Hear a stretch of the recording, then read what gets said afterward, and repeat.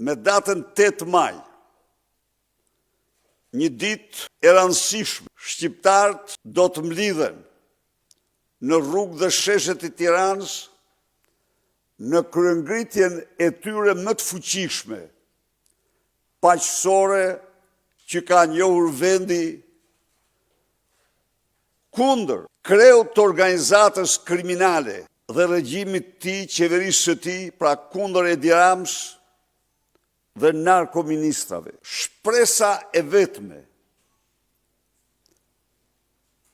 në këtë situatë dramatike është reagimi dhe përgjigja e fuqishme qytetare. Edi Rama bllokoi drejtësinë. Edi Rama de facto për të shpëtuar lëkurën e tij ju tha plaç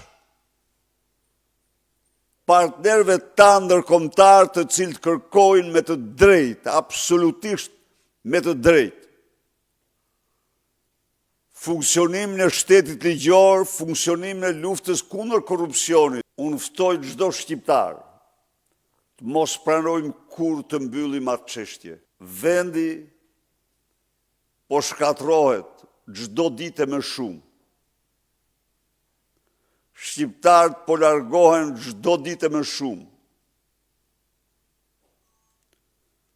Gjithçka bëhet e pa shpresë në qoftë se ne nuk ngrihemi fuqishëm në zërin tonë. Të dashur qytetarë dhe qytetare, ju bëj thirrje, edhe ju që heshtni, por që shpirtërisht nuk aprovoni kurrë këto vjedhje monstruoze dhe këto qëndrime çnjerëzore, të lamë me një anë çdo pakënaqësi,